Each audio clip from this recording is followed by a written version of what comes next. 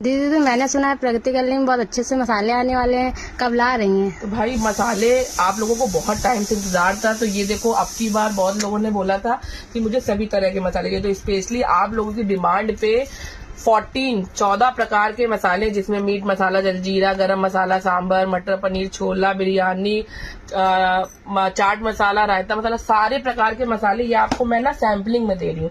जिसने नहीं ट्राई किया तो वो उनके लिए ये वाला है, और जो ट्राई कर चुके हैं तो उनको तो पता ही है।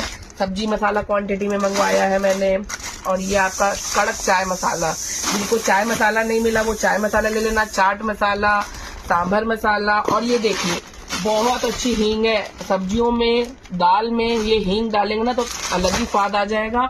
और ये देखिए चटपटा स्प्रिंकल मसाला लाए, और फेस्टिवल सीजन आ गया तो ये गुलाब जामुन जिन्होंने नहीं ट्राई किया है ना, इसका बेस्ट रिजल्ट है। जो खाएगा ना कहेगा अरे वाह क्या गुलाब